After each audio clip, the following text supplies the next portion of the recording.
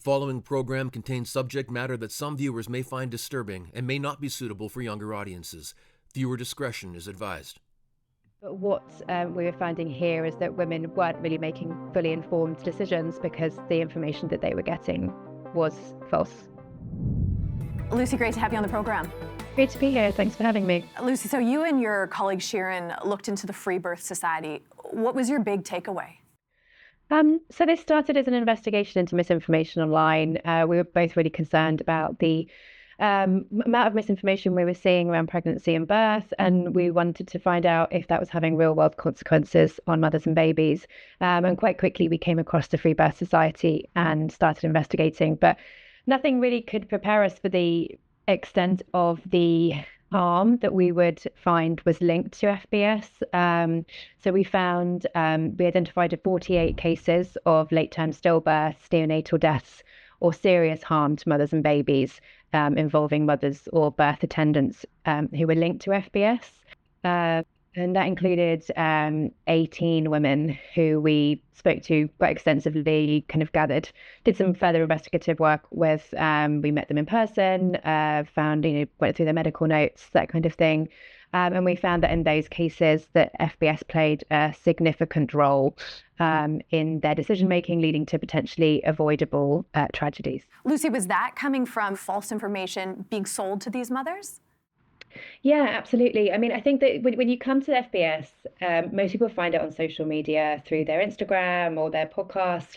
Initially, it's sort of it's a very slickly marketed, a really beautiful Instagram account, but it's largely videos of women having these really amazing, powerful free births at home and doing it on their own, and that's the entry point, and that's extremely inspiring for women, particularly first-time mothers who are maybe fearful of childbirth and Sure. what that entails.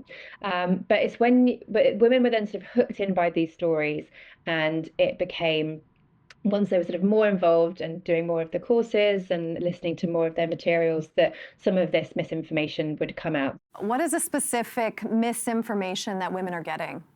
I think the what stands out is the misinformation about emergencies that can occur in birth and fairly commonly occur in birth. So things like preeclampsia, gestational diabetes, shoulder dystocia, babies getting stuck, all of these kinds of things, they are extremely downplayed.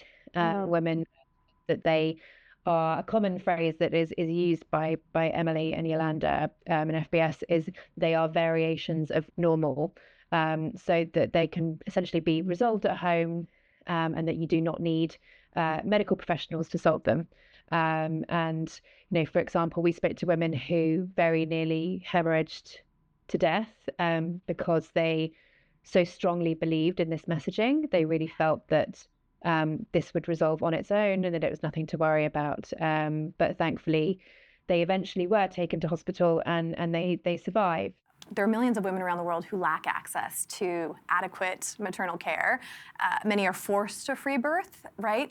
This is not that. Exactly. Yeah, it is. But I think it does say something though about the fears, often very justified, that women have about going to the hospital.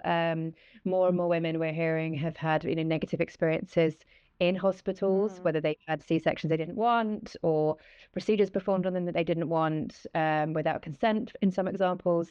So yes, it's coming from that backdrop. But absolutely, this it's something that a lot of women don't have a choice to do, but these women are choosing it, believing that it is the best thing for them and their babies. And I should say that, we don't, Sharon and I, my reporting partner, we were very clear that there's no judgment for women deciding to free birth. We understand why women would come to that decision. And, we believe that women should be able to be free to give birth however they choose, whether that's free birth, home birth, or elective C-section.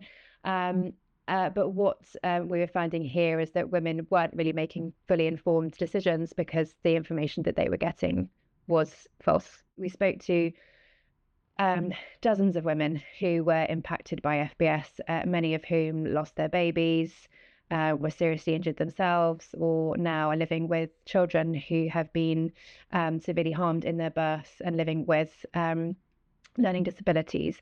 And they really stay with you. I mean, it's these are women have been so brave to talk to us and share these experiences, because it really is the hardest thing to talk about, losing a baby. Especially, there's a lot of with a lot of the women, there's a lot of shame and guilt still around these circumstances, because they now look back on the teachings as being false, and they feel bad about obviously falling for some of the things that they were taught, and now describe them as sort of like dogmatic and almost cult-like. The two leaders of this movement, Emily Saldea and Yolanda Norris-Clarke, the latter is a Canadian.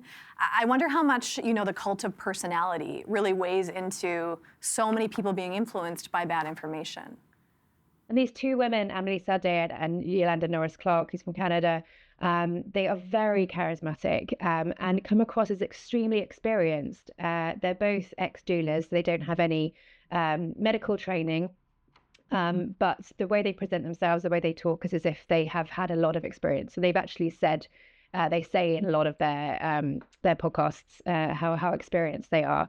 But we looked into that and realized that actually some of that might be quite conflated. A lot of false messaging there.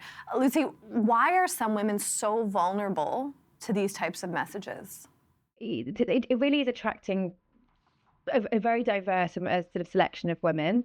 But I think the one sort of uniting factor that we found, I think, with every single woman that we spoke to, was that they had traumatic prior experiences in hospital.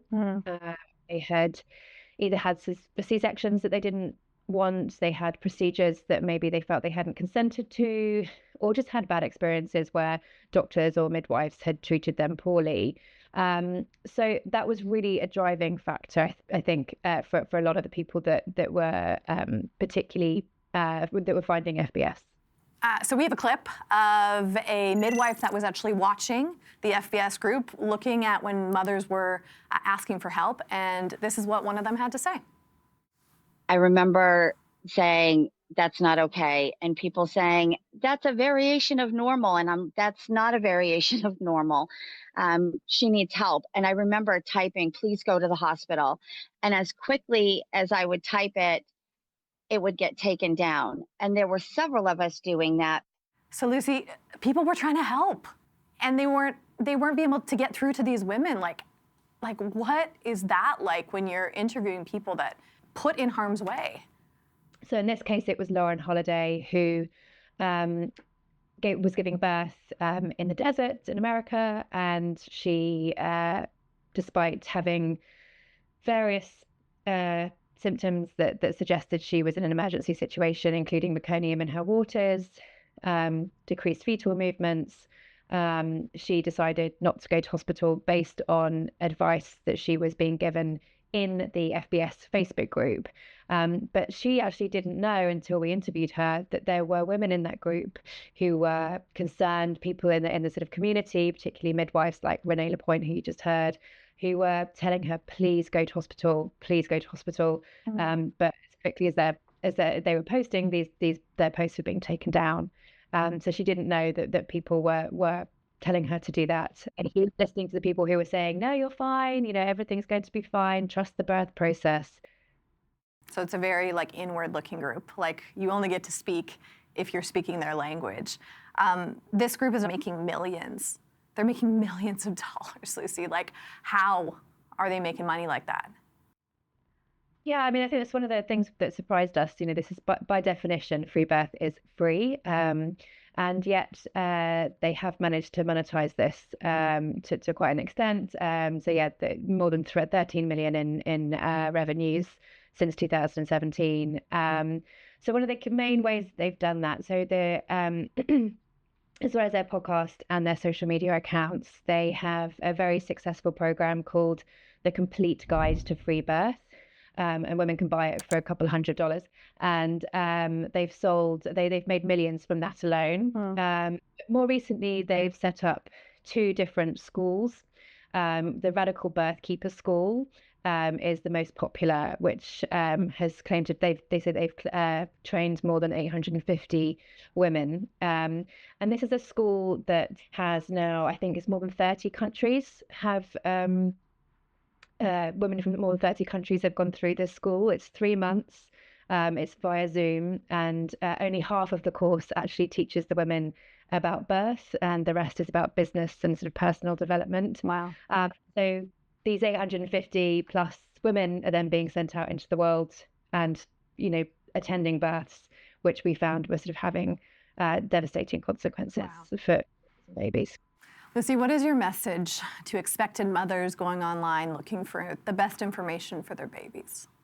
I think, social media is an amazing thing, especially, with women's health being, under-resourced, often there not being much information about certain conditions. It's very easy to turn to social media and sometimes find these communities. But I think I would just caution anyone to just do your research outside of what you're finding online, because these accounts like this one are so compelling, and people might appear to have a lot of experience and be very trustworthy and have a lot of research behind them, but that might not always be the case. Lucy, really important reporting, you and Sharon. I hope everybody checks out the 6-part podcast series featured by The Guardian. Thank you for your time today. Very much. Really appreciate it. We reached out to the Free Birth Society for comment, but received no answer.